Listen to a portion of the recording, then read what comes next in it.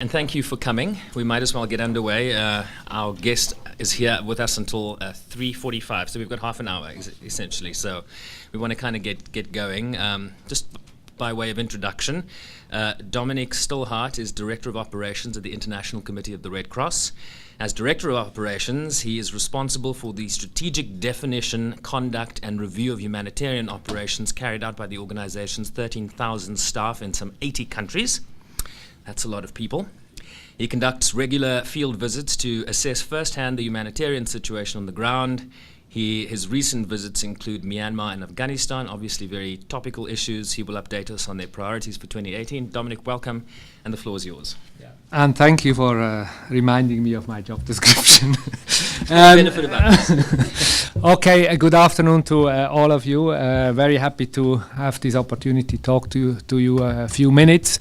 I'm here on a yearly visit. I have just also gone to Ottawa and Washington, essentially presenting our appeals, humanitarian plans for 2018. We have now proposed for this year, 2018, a budget, yearly field budget of $1.8 billion US dollars. We have actually 16,000 plus staff deployed in the field, not 13,000. It's 16,000 now, and we are active in about 80 different countries worldwide. The budget that we are proposing for our field operation this year, 1.8 billion, is 80% more than the budget that we had in 2010-11, in the first decade, actually pretty much the first decade of this century. And this clearly is in response to increasingly protracted conflict and the growing humanitarian needs. If I look at our 10 largest operations that we are running in the ICRC, the average presence, the average length of presence now is 37 years. So this is another demonstration for how protracted conflicts in the meantime have become and how intractable they are for political conflict resolution.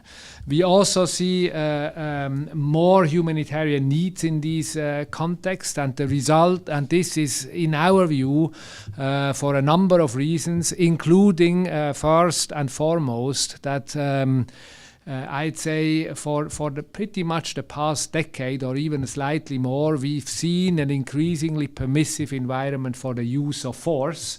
On one hand, you have non-state armed groups that are gleefully violating the most basic rules of international humanitarian law, and on the other side, you have states that take exception to the respect of international humanitarian law in their fight against terrorism. Foreign policy today is very often seen through the exclusive prism of fighting terrorism, and labeling groups as terrorists gives very often states a license to treat these groups as such. And all of this is creating what I said just before, a more permissive environment for the use of force. Another reason for growing humanitarian needs is the fact that more and more of the conflicts are actually taking place in urban areas. We've seen Aleppo, Mosul, Raqqa, all highly densely populated urban areas where conflict is taking place, and people are not just suffering the direct consequences of conflict, they are increasingly also suffering the indirect consequences of conflict because of the destruction of vital infrastructure in the field of water, health, sanitation, education, and so on and so forth. And Yemen is definitely a case in point, where last year the outbreak of the worst cholera epidemic in recent history is not just a health crisis. This is the result of the direct result of conflict that has destroyed more than 50% of hospitals and health structure, health workers not being paid for 1.5 years, people who are collecting garbage not being paid. When I was in Sana'a last year in April, I saw garbage piling up 2-3 meters in the street, and of course as soon as the rainy season started, this has created the most fertile ground for the spread of this horrible cholera epidemic that has now affected more than 1 million people. Looking at some of our operational priorities and the differences compared to a year ago, I think, at least from my perspective, and you just said it, I visited Myanmar just before the end of the year. The crisis in Rakhine is definitely the latest one that we are responding to. Since the 25th of August last year, we are focusing very much on Rakhine, on the Rakhine state, not that much on Bangladesh, because there are many other humanitarian organizations. But in Rakhine, the International Committee of the Red Cross is the only international organization present on the ground responding to the crisis. And Myanmar, if I look at our budget for 2018, is now among the top 10 largest operations that we are running. In the Middle East, I'd say perhaps the main difference is the sharply deteriorated situation in Yemen. Yemen in many ways is the new Syria. It is now the most serious humanitarian crisis that we are responding to, up to 18 million people that are in need of assistance. And the situation continues to deteriorate, with a conflict that is increasingly fragmented on both sides. Actually, in both major blocks there is fragmentation, and we have a number of active front lines throughout the country, as we have just now seen with the latest offensive on Taiz that is underway as we speak. We have 70 international staff in Yemen, 350 national staff. We are present in Sana'a, in Aden, in Taiz, in Hodeidah, as well as in the north in Sada. So this is a very significant, substantial operation that we are running there in Yemen. We are, of course, we continue to pay a lot of attention to the situation in Syria, where conflict has re-escalated or continued to escalate, I would say, end 2017, beginning of 2018. In Idlib in particular, in and around Idlib, as well as in eastern Ghouta, in Afrin now, and in the northeast. So a number of hotspots that continue to create new displacement. In 2017 alone, we have seen 500,000 people returning to Syria, especially displaced people and a number of refugees. But we've also seen 1.3 million people that have been newly displaced in Syria in 2017. In Africa, I'd say the good news compared to a year ago is that widespread famine was prevented. I remember a year ago we were all holding our breath in terms of this terrible food insecurity, or the four famines, as they were termed, in Yemen that we already spoke about, but in particular also in the African countries of Somalia, South Sudan, and the Lake Chad. Thanks to significant mobilization of donors and the presence of organizations on the ground, including our own, famine has been prevented, although the situation remains extremely fragile in all these countries. The one country that I'm really very concerned about is the Democratic Republic of Congo, where the situation has deteriorated in 2017. Most of it related to political violence, and we think that this is a trend that is going to continue in 2018. And the challenge is that the Democratic Republic of Congo is on nobody's radar. This is not a country that attracts a lot of attention, and that is also not a country that attracts a lot of funding.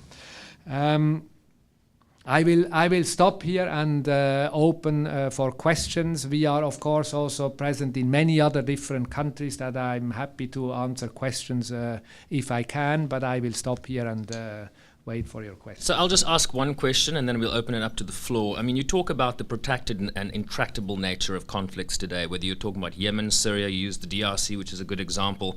Are we to reasonably expect some sort of solution to these conflicts? Or, given the intransigence we often confront in the Security Council, is this the new normal that we just have to sort of come to terms with?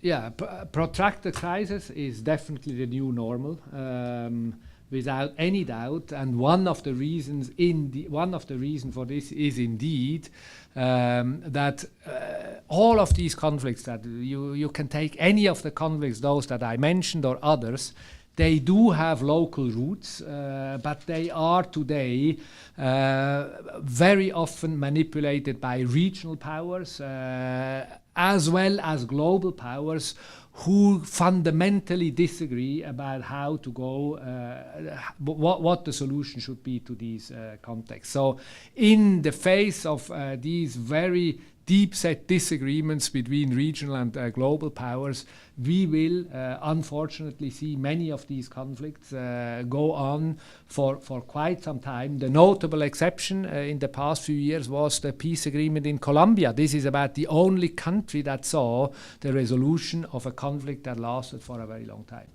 All right, Edith Lederer, the Associated Press. Thank you very much, Mr. Stillhart. You had one shocking figure to me, that the top 10 conflicts in the world were averaging 37 years. Is that a cumulative total of 37 years or for each of the conflicts? And as a second question, on Myanmar, since the ICRC is the only humanitarian organization in Rakhine, could you give us a sense of what's going on there? What are you finding in terms of the needs of the people, burned out villages? What's going on there? Okay, to your first question, I'm afraid the answer is that this is an average. This is the average length of the ICRC presence in our 10 largest operations: Syria, Yemen, Iraq, Somalia, DRC, the Israel and the occupied territories. And so the average presence, length of presence in the ICRC in the 10 largest operations is 37 years. This is not cumulative, it's average. In Myanmar, as I said before, I had the opportunity before the end of the year to visit Rakhine, including the north of Rakhine. And what struck me really, what struck me most is the fact that both communities, they live in fear of each other. I can give you an example. We visited a few villages. Two villages, they were just adjacent to each other. One was a Rakhine village, the other one is a Rohingya village. And I asked the question first in the Rakhine village, what is the situation? And they told me, we live in fear of the other community. This is one of the Rakhine villages that suffered from the attacks on the 25th of August. And ever since the 25th of August, nobody ventured out of the Rakhine village to see their neighbor, which was just a village 500 meters away. Despite the fact that they know each other very well, they shared a health center together until the 25th of August, but this is now, at least for the time being, not the case anymore. More worrying is the situation for the Rohingya population, without any doubt, because they are still asking themselves every day whether they should stay or whether they should leave. And this is not because of ongoing violence. This is primarily because their access to livelihoods is severely curtailed. They can access the fields around the village, but they cannot venture much further out of their village and, for instance, go to Mongdao or to any other urban centers, where many of them actually have shops. So in terms of livelihoods, it's extremely difficult for them, and this is the reason why they are asking themselves every day whether they should also join the rest of the population that has already fled. And that is really today perhaps over and above the terrible violence that has taken place, the main issue that needs to be addressed in the northern Rakhine, as far as I could see on the ground. Carol? Hi, I'm Carol Landry with Agence France Presse. Are you present in North Korea, and do you have anything to say about the humanitarian situation there and sanctions? Yeah, we have an office in Pyongyang. We have 6 or 7 international staff in that office. Unfortunately, we are operating with severe restrictions in terms of freedom of movement, and it is therefore not possible for us to get an independent understanding of what the humanitarian situation looks like and what the impact of the sanctions is. The main reason for the presence that we have in that office, and we are, by the way, present on both sides in DPRK and in the Republic of Korea, is to re-establish family links between the families that have been separated by the conflict there. And that is, of course, today a very politicized question, has always been. But this is the kind of main reason and the main file on which we are working, and we have been working for a long time. James Bays of Al Jazeera. Hello. In the sort of grim catalogue of conflict zones you're talking about, it seems that you are most concerned now, as well as Syria, by Yemen. Can I ask you not about the humanitarian situation in Yemen, but your other role as the guardian of the Geneva Conventions? The rules of war and international humanitarian law and whatever, how are they being treated in Yemen right now? I will not tell you how they are being treated. What I can tell you is that we are talking to the states that are either directly or indirectly involved in the conduct of hostilities in Yemen, including in Saudi Arabia. We just had a visit of our president to Saudi Arabia, to Riyadh, at the beginning of last week, Monday, Tuesday, and the main point of discussion was talking about the conduct of hostilities in Yemen. And compared to a year ago, I have to say we have made some progress, at least in being able to have a meaningful dialogue on some of the interventions that we do in a confidential and bilateral manner. So the improvement is the dialogue, it's not that they're killing less people? The improvement for now is the dialogue, and the other thing I'll not talk about. Questions at the back, please. May I ask you, please, do you have an access for the areas which had witnessing crisis? Like recently, yesterday, south of Damascus, they have kind of bombing or chemical attacks, something like that. Do you have an easy access to these areas, or Are you talking about Eastern Ghouta? Yes. Yeah, access is difficult. The last time we had access to Eastern Ghouta is just before the end of last year, where we evacuated together with the Syrian Arab Red Crescent 27 people in urgent need of medical care, which was part of a deal that was reached, which allowed this evacuation before the end of the year. But I can't say anything about the allegations that we've also seen. We are extremely concerned about these allegations, but we are we haven't been able to independently verify these attacks that we have also been that we also read about.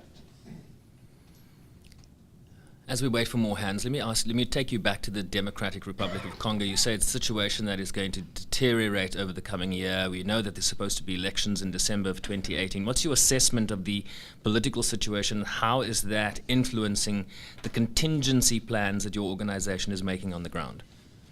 Well, we've seen, for instance, last year that violence has spread to areas that for a very long time have actually been spared from violence. The Democratic Republic of Congo is known for violence in the east, in the Kivus, north and south, and indeed violence has spread to different areas, including the Kasai, which is a perfect illustration for the type of political violence that is spreading. Also, Tanganyika is another area where we have seen similar dynamics at work, and each and every time we see it's not just small-scale conflict. It is, again, conflict with local roots that is manipulated and immediately leads to large-scale population displacements. The Democratic Republic of Congo is today the country in Africa with the highest number of internally displaced, and we are likely to see more of this in 2018.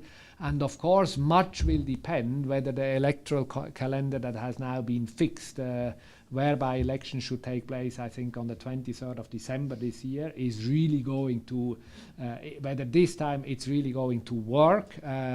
And the more this is going to be postponed, the more I think it is likely that we will see longer term and more violence. But in terms of the contingency plans, what do you? We have significantly. We have upscaled already last year. We have opened, for instance, an office in places where we haven't been present, Kasai in particular, and we are clearly looking at other places where violence could break out and see whether we also have to mount a presence. So this is really the country where we want to draw attention. Our president is going in March, not least also to draw more attention to the situation in this country. So we are scaling up, we are mobilizing, including also for resources. Errol. Thank you. Mr. Dominik, whatever you said so far, in sort of cumulative way, how would you describe the crisis in Myanmar? And did you have the chance to talk to authorities? Just one small follow-up to James' question.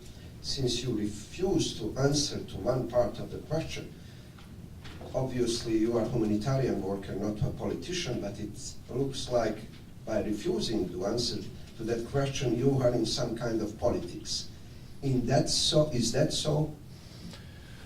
Well, thank you for that question.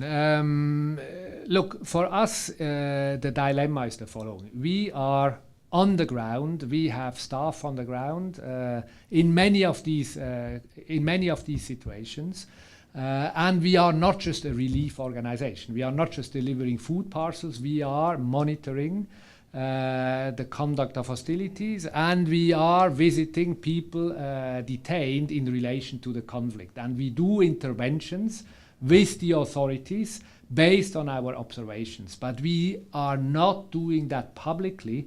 This is not what we are doing because we don't want to jeopardize the presence of our people on the ground and their capacity to intervene on behalf of the civilian population, both in terms of assisting these populations, but also in order to protect what we have as confidential and bilateral dialogue. This is our way of working. It is not easy always for our delegates, for us as an organization, but that is the way we are working, not only in Yemen or in Myanmar, but everywhere. So you are not saying, not answering actually, did you have a contact with Myanmar authorities? We do. We do, including with the armed forces. And you can't tell us too much about that conversation. We not too much now. Frank Isiardo from TRT World. I wanted to ask you a follow-up and a question. First of all, what do you need from the Syrian government as far as access and your present needs? What are you not getting? And number two is your reaction to the Trump cuts to UNRWA. Okay, in Syria, for instance, last year we do not, okay, in Syria we are working from inside with consent of all the parties, including the government. So we don't do cross-border operations, we work from inside Syria and we cross front lines from inside Syria. Last year we did about 50 plus operations that took us across these front lines to areas that are usually referred to as besieged areas, Eastern Ghouta being one, where we were several times in 2017. So we are in constant discussions and negotiations, not only, by the way, with the Syrian government. In Idlib today, our challenge is much more to get the consent of the parties inside Idlib to assist the people in these areas. This is for us the challenge in terms of accessing the areas in Idlib. Your UNRWA. On UNRWA, we are, of course, I have to say, we are concerned with that situation.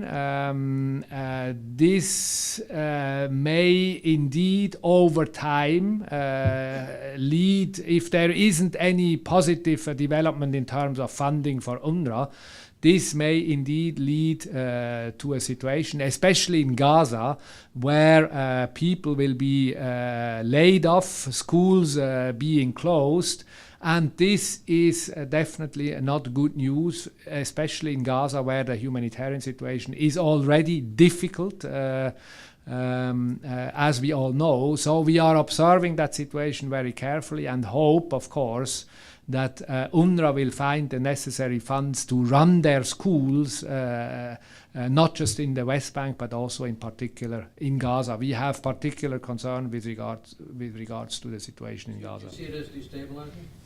Say again? Do you see this as a destabilizing event? It is difficult to anticipate, but possibly yes. Probably final question, Mario, Spanish News Agency. Thank you, Mario Villa with Agente. I want to ask you about the work that you're doing in Venezuela and what is the outlook of the humanitarian situation there this year?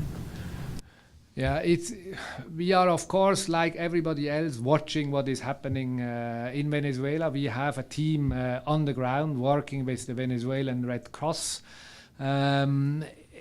What we see is a very difficult socio-economic situation. We see people leaving Venezuela, especially to Colombia, but also into some of the Caribbean islands, putting increased pressure on some of these very fragile situations already.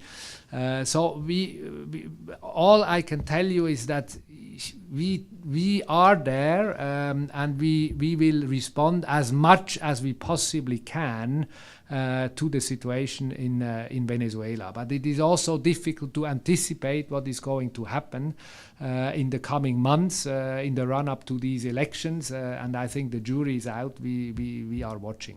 It's exactly 3:45, so we have to wrap. Can I just ask you to conclude by sort of referencing what you would want from the Security Council? What role do they have in making your life easier? I think one of the most important roles that I would expect from the Security Council is to be strong on respect for international humanitarian law, because one of the reasons why we see large-scale humanitarian consequences in many of the conflicts today is that international humanitarian law is insufficiently respected. So I really expect the Security Council to be strong on upholding international humanitarian law. Well, good luck with that. Thank you very much. Dominik Stillhart, thanks very much. Thanks, everybody. Thank you. Nice to meet you. Thank you.